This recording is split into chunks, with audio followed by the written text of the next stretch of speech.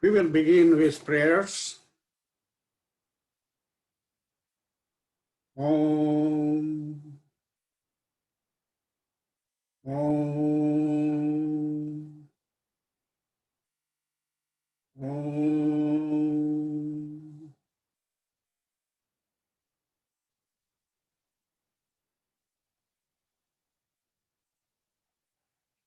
Om Sahana Vavatu, Sahanau Bhunaktu, Sahaviryam Karvavahe, Tejasvinavaditamastu Ma Vidvishavahe.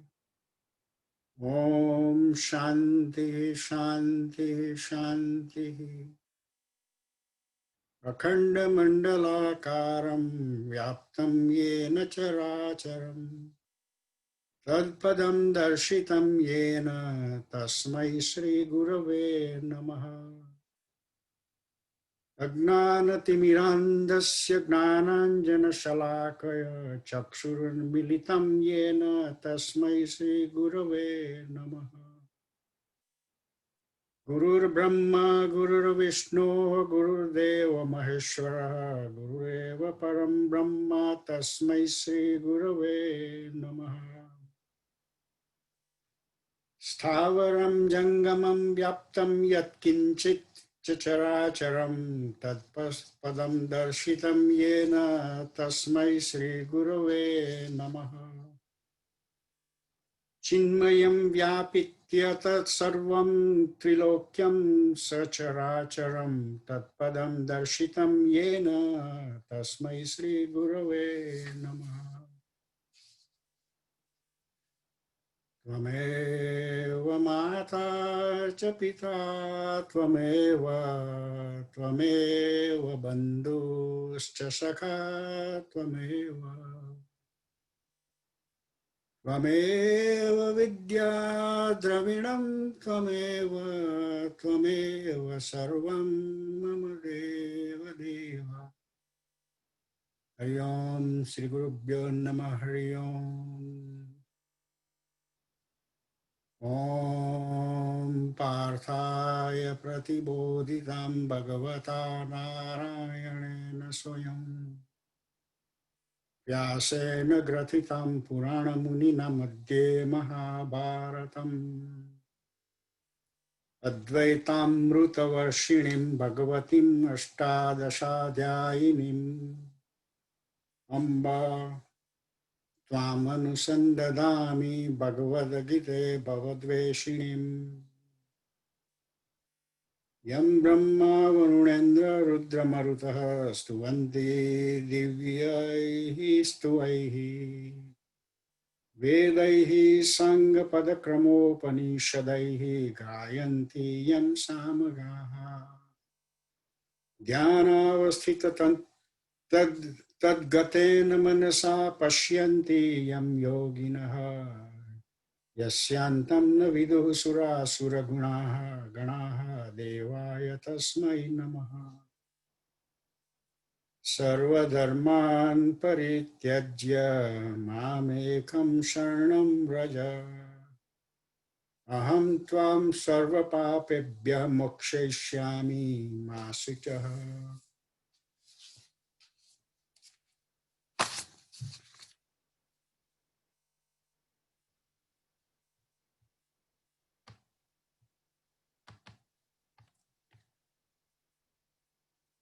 Before we go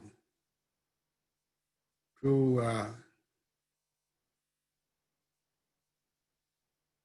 5 minutes meditation, as you all know that we have just carried on from Vijay Kumarji's tradition, mostly following that path, but cutting down the time. I want to say just a couple of things here. First of all, if we see ourselves, there is body. There is a hierarchy here. There is body, Then there are bunch of indriyas, senses, eyes, they see, nose, smell, ear, it hear, etc. There will be a stanza coming later on, which has a phrase in there, Navadvare Pure, nine gated. Pure means in the town. In the town of nine gates, Vashi. Vashi means the controller. So on top of these indriyas, on top of these senses, there is the controller, the supreme, he lives, your soul. But in between there is mind, there is chetana, there is then you, the soul, and there is then the Paramanand, the all-pervading, which is enveloping your soul also.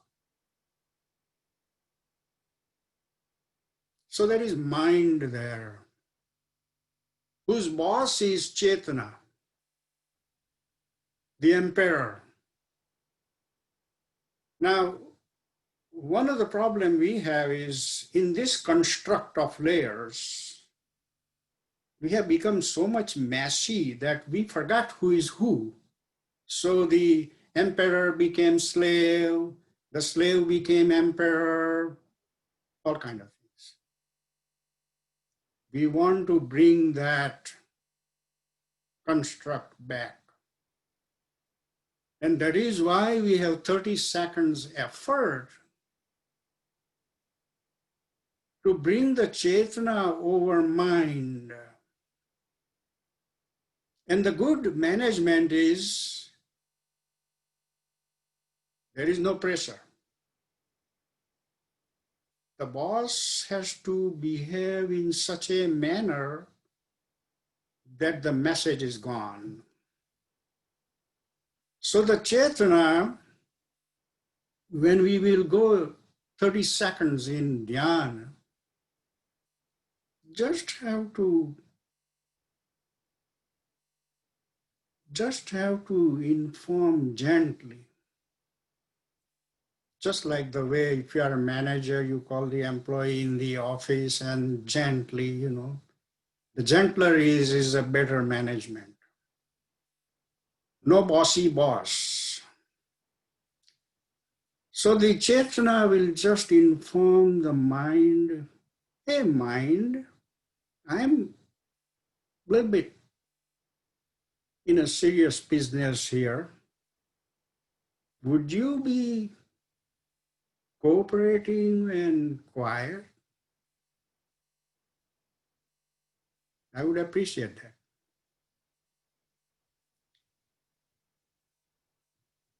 Then in the second step, while the mind is trying to, because mind has the habit to go zillion of miles in a second. So it will try, mind is trying now to follow the boss's command. At that time, the boss has to remember, do not feed him. Do not knock the wall and say, hey, what happened to my stock market? Do not call. Just stay aloof. And these are just the primary but very fundamental steps. I have not gone into Patanjali's Yoga Sutra. I have not gone into Yajurveda 34th chapter for prayers of Shiva, who is the master of meditation. I guarantee that if this 30-second effort, it will lead us to some extent, however, may not go all the way. When we will have Patanjali Yoga Sutra and Yajurved 34 Adhyaya, we are done. We'll do that sometime. We are moving step at a time. But I want to give one example here. Surdas has the intensity to see Sri Krishna, not tomorrow morning, not today, right now, right here. He wanted to see that. But there were a lot of lustful thoughts gushing in the mind. He could have controlled the mind, but he didn't have time. He took red hot iron rods and pushed in the two eyes. Hey, eyes, you are useless. And my mind does not have time to gather the strength to control you. So you are out of me.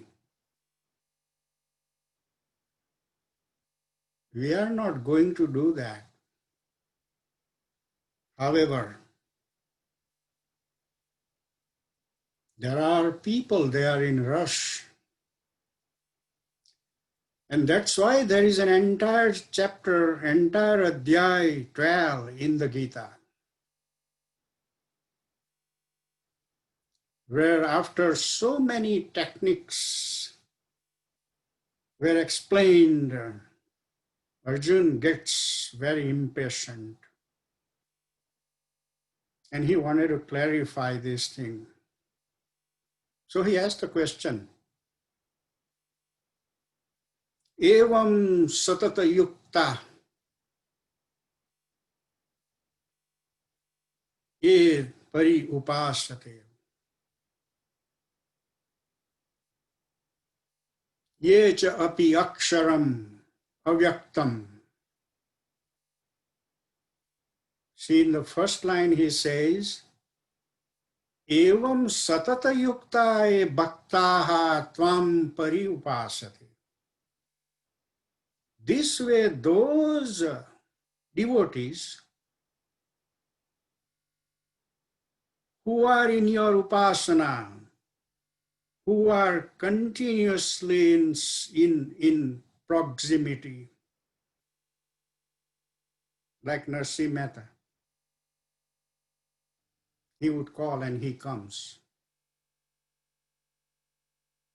As a stockbroker or as a, bringing Kumar Baz, Mameru, personally. People say, oh, I believe only in Advait. Really? And some people say, oh, I believe only in Dvaita, in the form.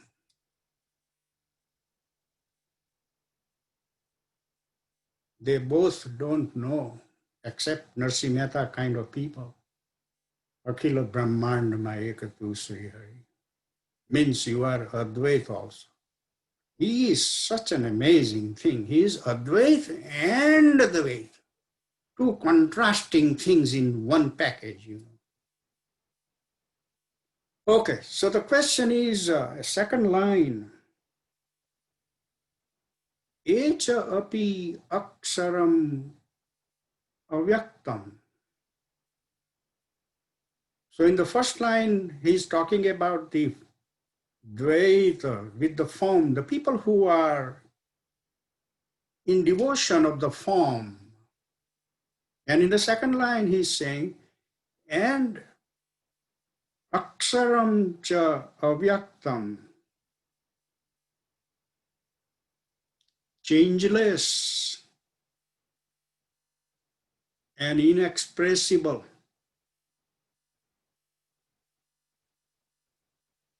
Tesham ke yoga vittamaha. Oh my God, what a loaded question here.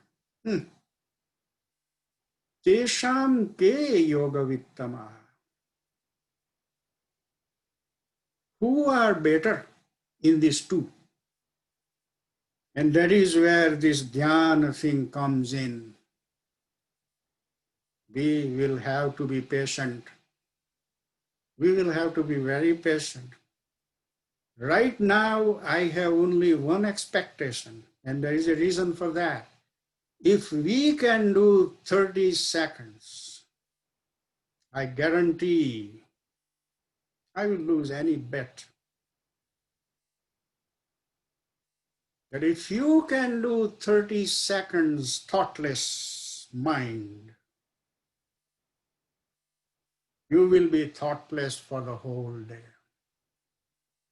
Guaranteed. People would ask me, who says that? Which scripture? We want to see that scripture.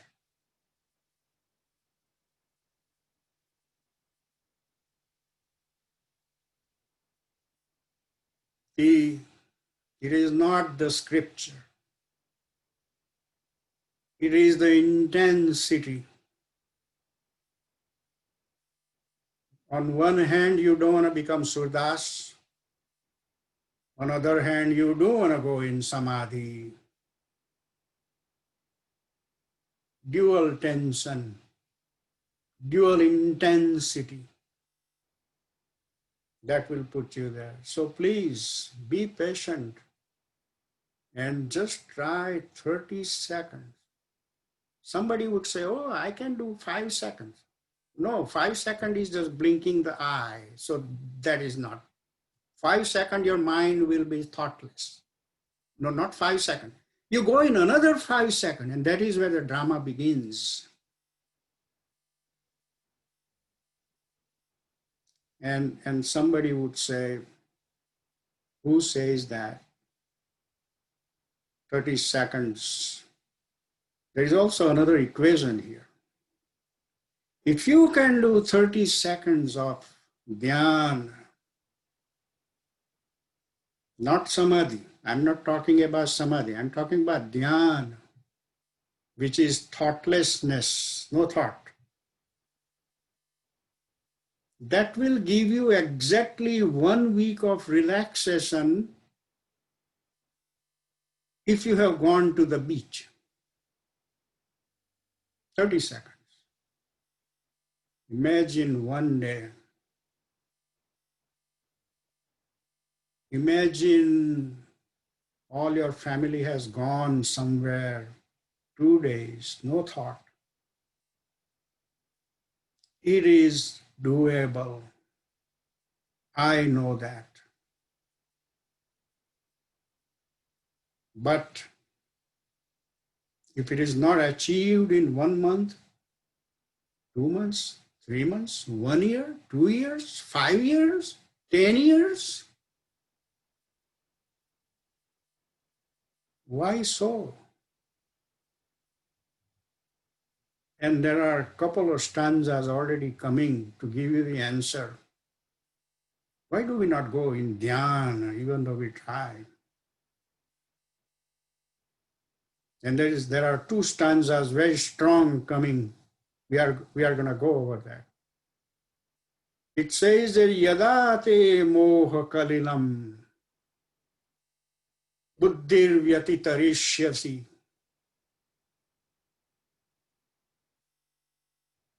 moha kalilam. Deluded by the tangles of the life.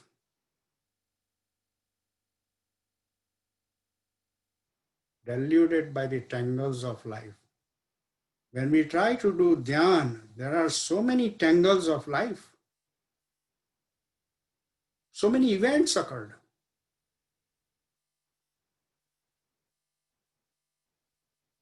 Those memories cannot be controlled. They will gush in the mind that time, particularly when you want to do the dhyan. So we will go over those things. So with this much background, let's go to 30 seconds dhyan, and I will allocate only 3 minutes for that. Within 3 minutes, whatever that you can do, please try. So I'm going to be quiet for 3 minutes.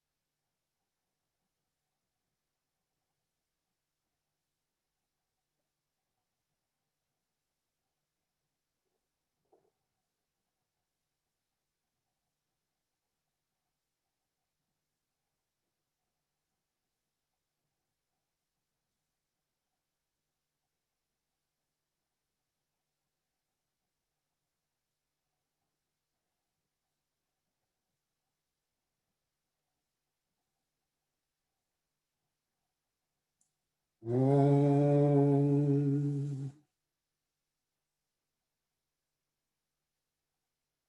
Om.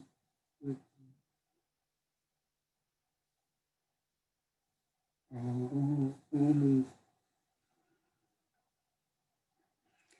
So last time we have come on stanza number 50, and I said that we were in second gear. We are catching momentum. Arjuna is very quiet after stanza number 9. Tushrim babuva. Tushrim is a marvelous, marvelous word. And after that, Sri Krishna took over, but with an increasing momentum here. Like karmani eva adhikarasti. Yogasthaha kuru karmani. Samatvam eva yoga uchyate. All those kind of marvelous things. I think from that point on, it would be a very good practice if you could remember the whole stanza, if not only a phrase, just like karmanya eva adhikarasti. If you remember only that much, it will be beautiful. After remembering though, every day when we wake up, implement that.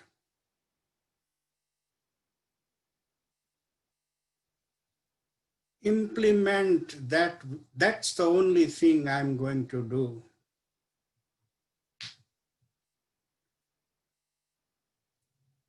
You will enjoy very much. By the end of this chapter, there will be so much wisdom that by the end of second chapter, you will explode and say, oh my God, Gita is already over right here. We don't want to go any further. We don't need to go any further. He has said everything that we wanted to hear. You will see that. First, he is slowly gathering the momentum to take us to samadhi level. Samadhau achala. There is that phrase coming now. In the samadhi achara, there are two words coming in there. I'm going to read that, but I just want an overview here. Samadhau achala and nischala. There are two words there. He does not leave, when he wants to narrate something, he does not leave 2 millimeters of room for you. You want to package in a way that you cannot move. There is no freedom here. Nischala samadhau achala. I will explain that. But before that, we will begin with sloka 51, which is Karmajam buddhi yuktahi phalam tyaktva manishinaha janma bandha vinirmuktaha padam gacchantya namayam. I'm reading without sandhi.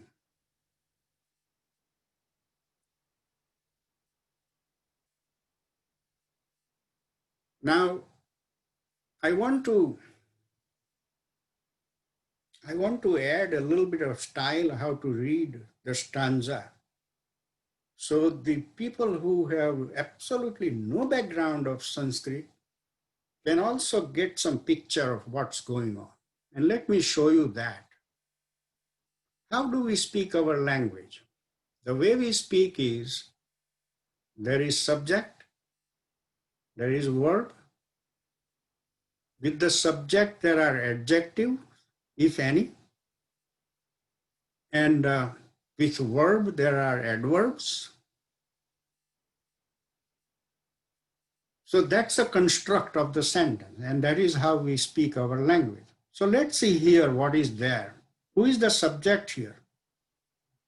Manishinaha, wise people. Manishinaha.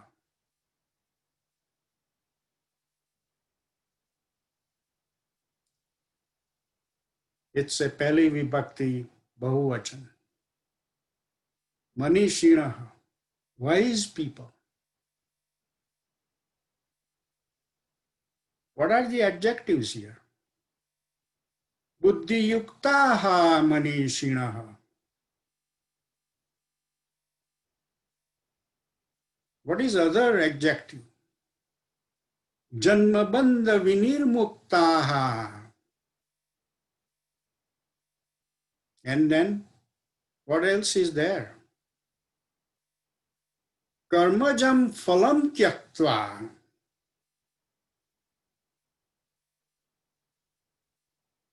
So this much is said about the subject.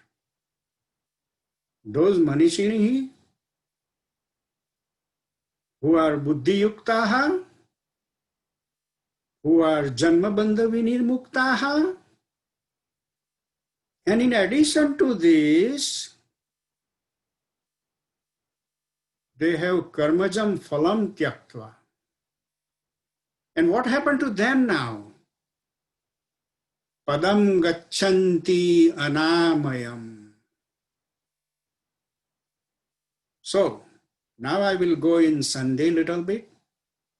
Karmajam buddhi yukta, yuktaha. And then he means verily or of course. Tyaktva manishinaha janma bandha vinirmuktaha. There is no sandhi here, but there is samas here. And I will not go in samas business without explaining you what samas is, but leave it alone right now. So janma bandha vinirmuktaha padam gacchanti. Third purush bahuvachan.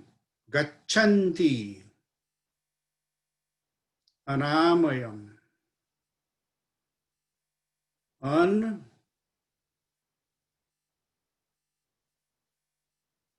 am ayam. In the verb, there are two prefixes here. Anamayam. An am ayam. Okay. One of the problem I want to mention here. When I read this way, I'm killing the chand part of the sloka. Chand, meter. Those who are familiar with poetry, poetry has meter. Meter means the stanza would go in certain block. Each block would have certain syllables, those kind of things. That is called chanda. Our entire Gita is written in chanda. You may ask me, what kind of chanda? I would like to know. I know a little bit about chanda. Please tell me. Yeah, okay, I will tell that. There are 700 stanzas, and out of that, 646 stanzas are written in Anushtup Chanda. 646, major part. Anushtup Chanda, which has 4 quarters, and each quarter has 8 syllables. That is the Anushtup Chanda. There are 5 chands in the Gita, but Anushtup has taken the major place. The other 4 are Indra Vajra, third Upendra Vajra,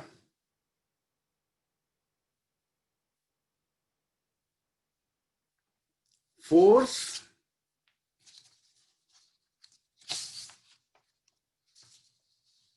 Upajati,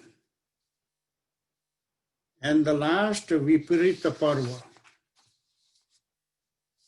These are the 5 chandas in the Gita.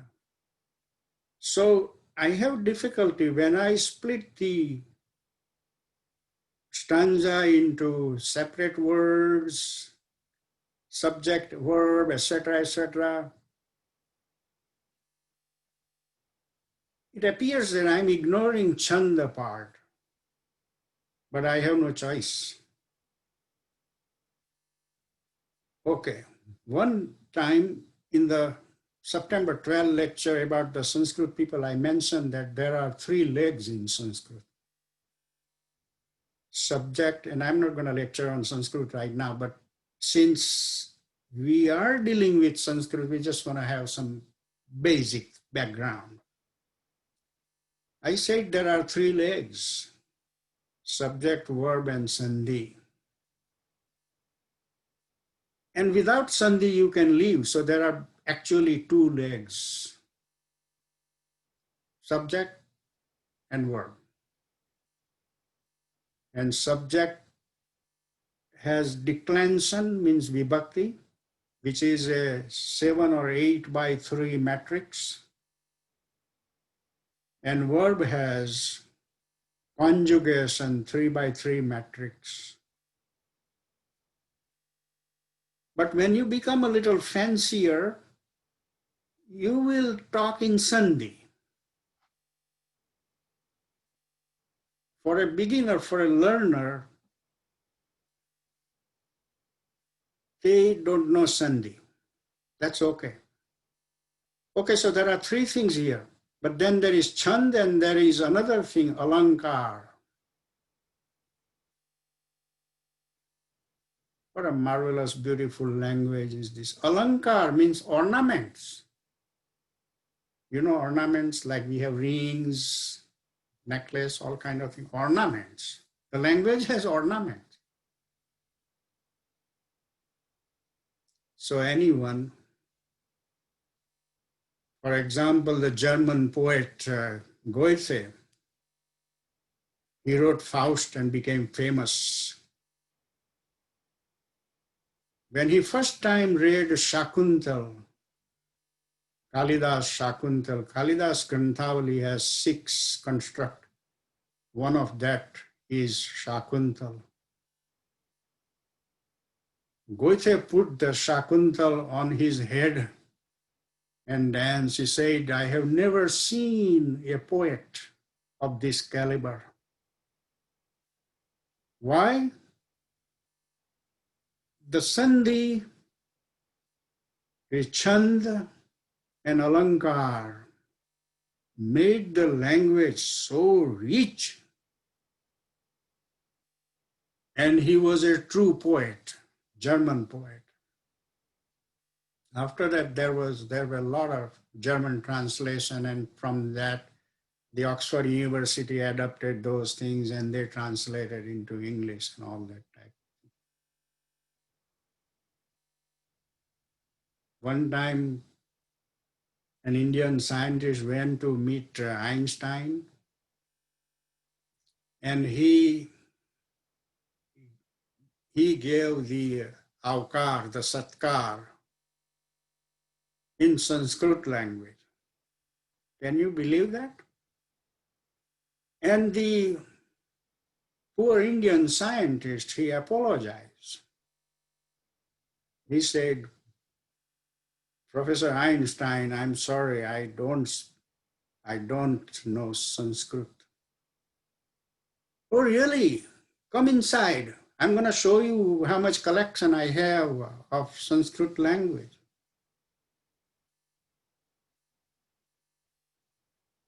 You know, I'm not going to say that it's a shame because there is a lot of activity in India going on for the Sanskrit language now, lately. So I would not say shame on us.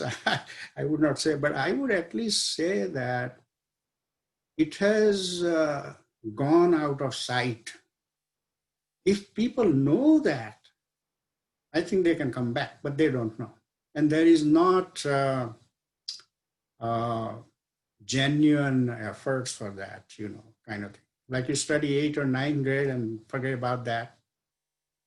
You study somewhere, forget about that, all that type of things happen.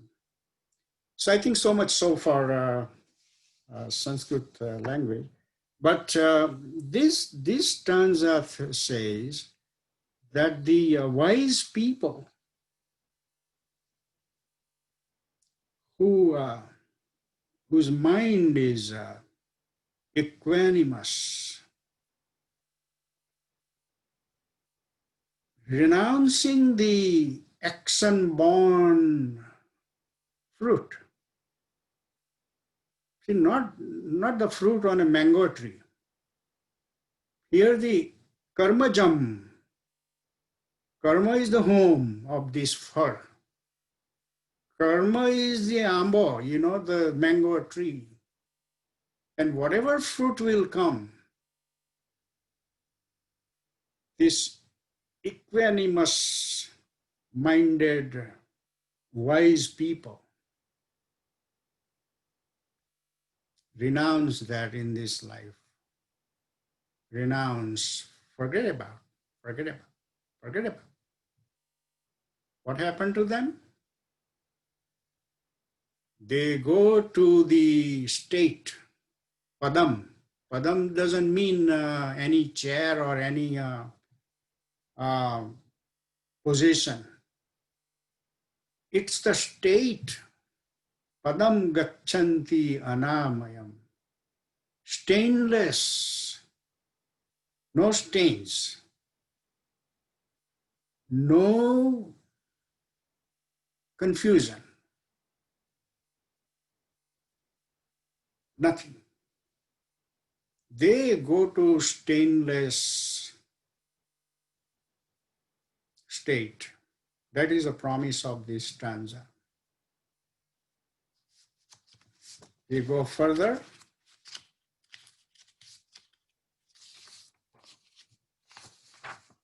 And then there is a, see, he's not just saying. Now he's saying, how will that happen? When will that happen? When would you go to padam gacchanti anamayam? So that stanza is coming here, 52. Yada te moha kalilam.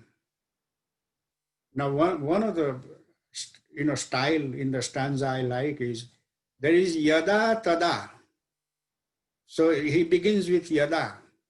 There are many stanzas have yada and tada. Yada means when, and tada means then. So there is a connection coming. So there is, the first part has yada, with yada there is a condition there. If that is fulfilled, then tada means that time, therefore, this will happen. So it is a marvelous thing. So it kind of, whenever there is yada, it creates an anxiety in my mind, oh, something coming here, Yada te moha kalilam buddhir vyatitarishyati. The Sandhi is buddhihi vyatitarishyati. Who is vyatitarishyati? Buddhihi, subject. Now tada gantasi nirvedam. Gantasi, you will attain, you will get, you will become. Nirvedam, indifferent. Srotavyasya srutasya cha. This is the sixth vibhakti thing. But what he says that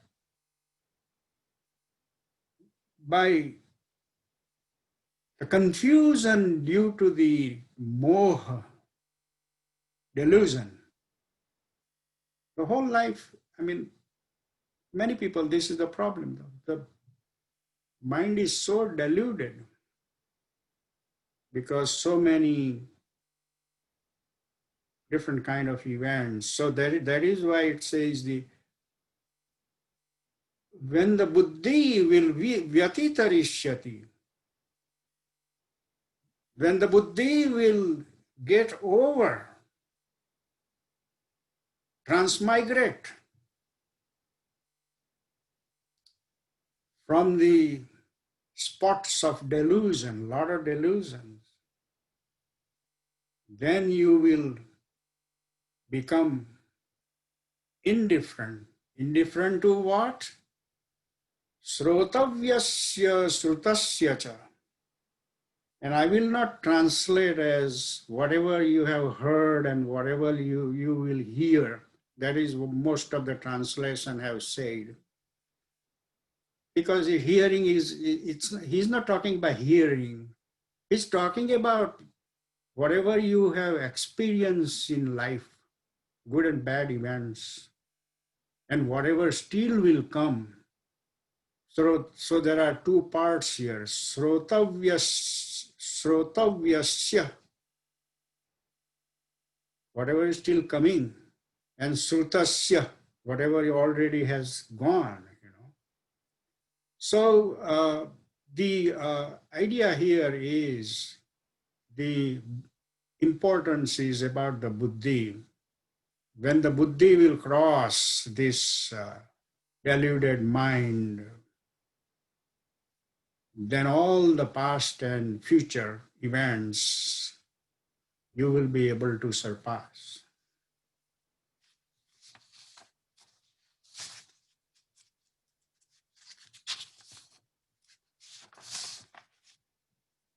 The following is a connected stanza.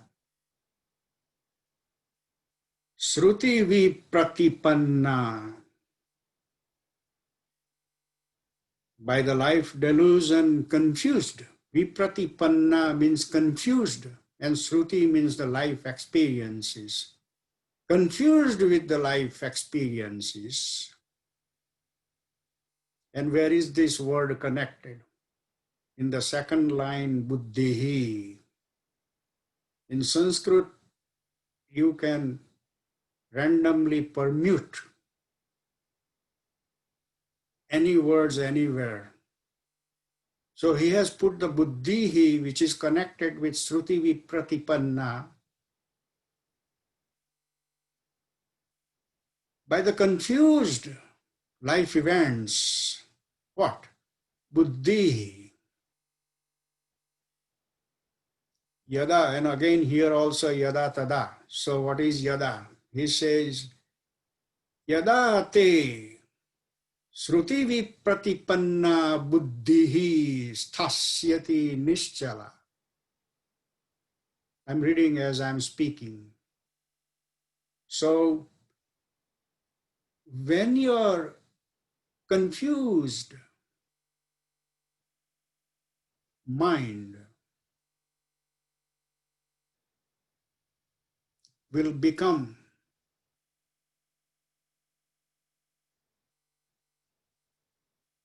nischala and achala.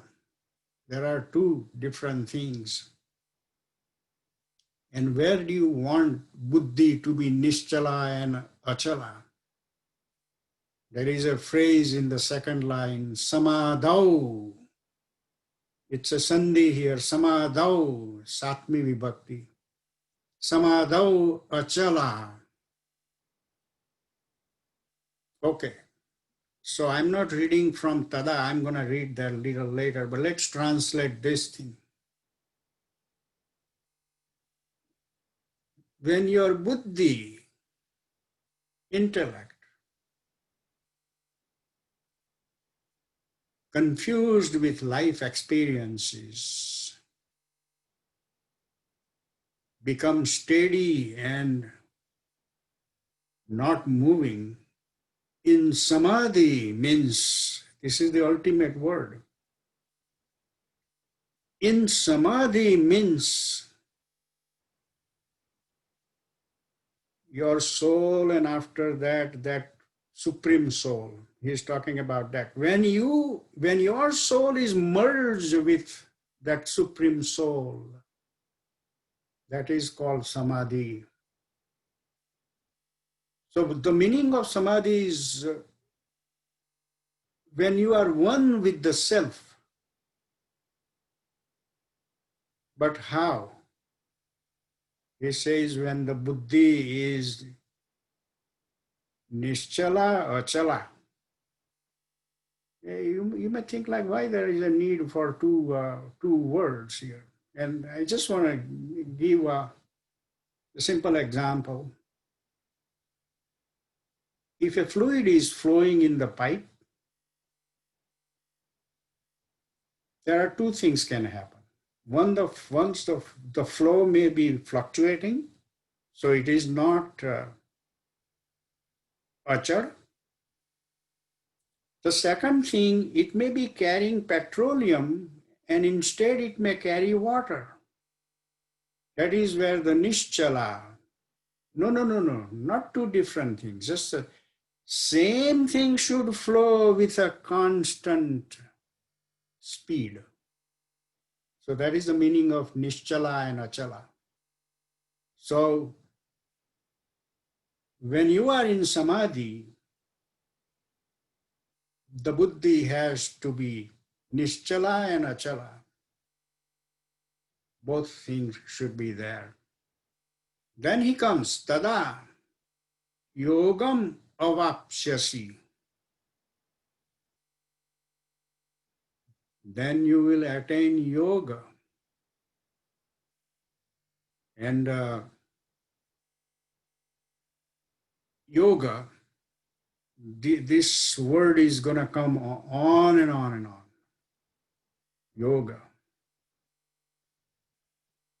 So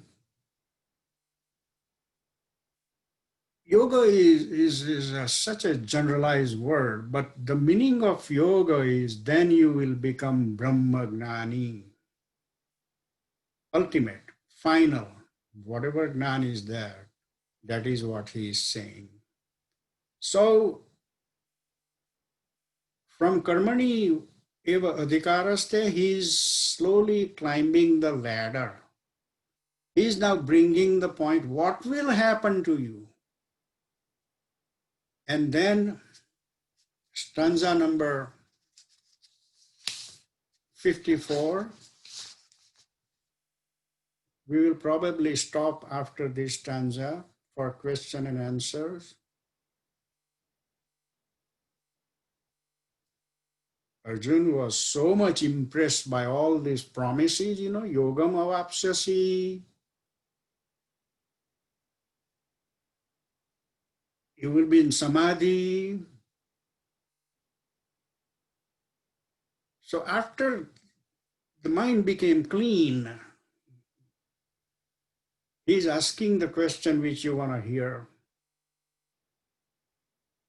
And after this question, the answers are in 18 stanzas. And 18 stanzas are the core of the Gita. When you begin with karmani eva adhikaraste, yogastha kuru karmani, sangam tyaktva, phalam tyaktva.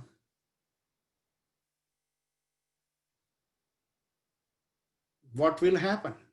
Those will be after this 54 stanza. But let's see what is 54 here. Sthita pragnasya ka bhasha samadhisthasya keshava. Sthita dihi kim prabhashet kimasit prajet kim. Now he wanted to know, all right, but how would I know? Among all this population, how would I know that somebody is sthita prajna, somebody is samadhistha, somebody is sthita dhihi? There are three words here, three different words. He is asking by three different words, three different qualifiers. Sthita prajna, samadhistha, sthita dhihi. Everywhere there is sthita, sthita, sthita. Sthita means not moving. Sthita. Where? In prajna, in samadhi. in Dehi. All these three words mean the same thing, Brahmagnani, knower of the Brahman. So the question is, ka bhasha? Somebody may translate. What is his language? Ka bhasha? Literal translation. Ka bhasha? He's not asking about what language he speaks. German, English, Spanish. That is not what he is asking. Ka bhasha? How does he behave? Kim prabhashet?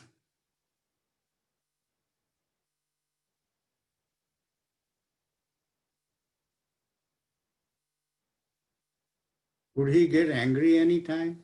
Would he be cool, quiet? Kim prabhashet? How would he speak?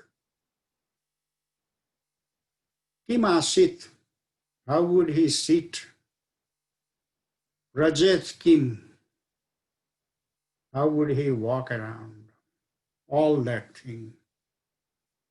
So basically, what he is asking is, what, O Keshav?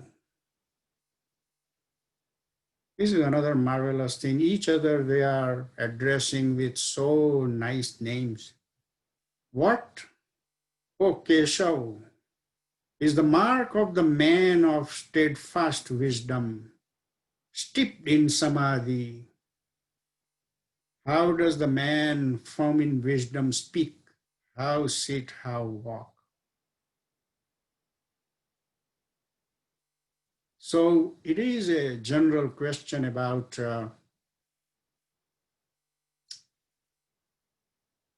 the ultimate Brahmagnani, knower of the Brahman.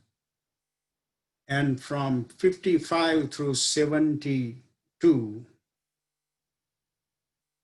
we will have the characteristics of this Brahmagnani. So nobody can come out and say, oh, I'm Brahmagnani. Oh, really? Do you have these 18 stanzas qualifications? Let's check that out. You know? So we will very thoroughly go through this 18 stanza. It is a marvelous block here. And so from the stanza 54 to 72, we are going in the fourth gear now. Very smooth, but tremendous amount of knowledge. Okay, so I will stop here and just kind of go over the question and answers. And after the question and answers, we will have the end prayer. And after that end prayer, I will stop the recording here, and please, those Sanskrit enthusiasts, if you don't mind, stay 5 minutes. I need to chat with you, 5 minutes beyond the prarthana. I would appreciate that. So, okay, let's have any questions. If you have, we will go over that. If you don't have, we will go to prarthana. Yes, please. You said that this talk or lecture is being recorded. Is there any way we can go back and listen to the recording? No. You will listen to this recording, definitely. I'm talking about the Sanskrit part, the only 5 minutes, the last 5 minutes, you know. This is recorded. You are going to listen to that. Yes. Yeah. Don't worry about that. So if we want to revise today's lecture, for example, is there any way we can go back and listen to it? Yes, you can. I'll send you the link, Sanatji. Please, thank you. Yeah, or Madhulika will send you the link. Thank you. Okay, so any questions related to the Yeah, Amrit Bhai, I have a question. Yes, What do you say, Sunil Bhai? I have a question in case, unless somebody else has a question first. Oh, okay. Um, Sanat Bhai had a question? yeah, so samadhi is made up of, it's a compound word, right?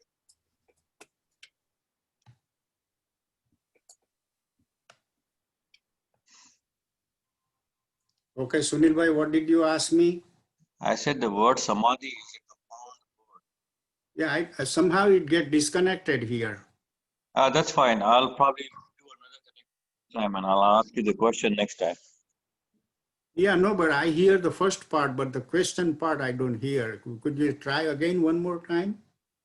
Sure, I was trying to get to the bottom of the word samadhi. Yeah, It's a compound word made up of, so if you could explain the compound word sam and adi, or sama or di. some is the prefix part, and adi means to merge. Is some sort of, let me give you an example. For example, sam gacchati. If somebody is saying gacchati and sam gacchati, some add some qualifier to the verb. So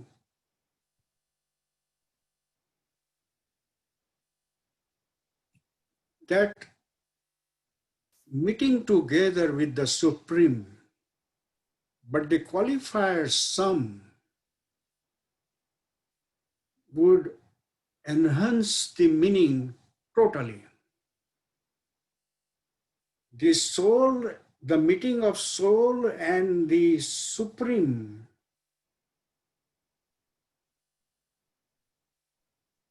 you are not just standing in front of him, you become one with him. There is no two there. That is the meaning of this qualifier some adi, samadhi. You okay, Sunil Bhai, now? Yes, Amit, thank you very much. Thank you. Yeah, Sanat Bhai. You mentioned that there are four main chandas in Gita. One is Anustup. Can you please repeat what are the other three? Oh, the others are, I can tell you that. Yeah. Hold on. The second is Indra Vajra.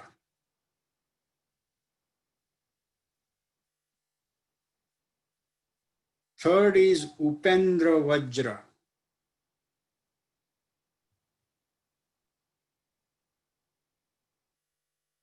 Fourth is Upajati.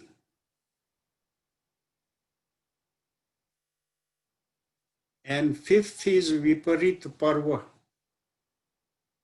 Viparit what? Parva. Parva. Okay.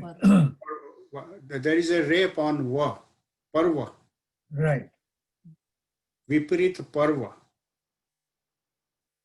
So 646 are Anushtup and 54 scattered with these other four.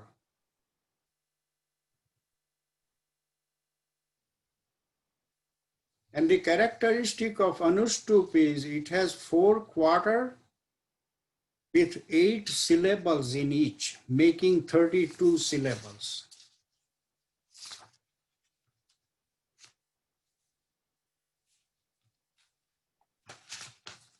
Thank you. Thank you. Yeah, I would at this point, Sanat Bhai, I would at this point not spend, I didn't want to deviate, so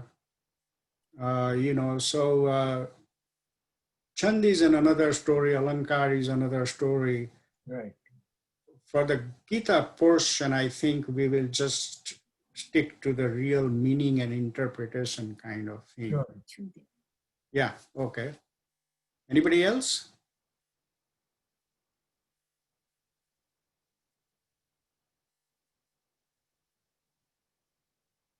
No question? Then we will go to the closing prarthana.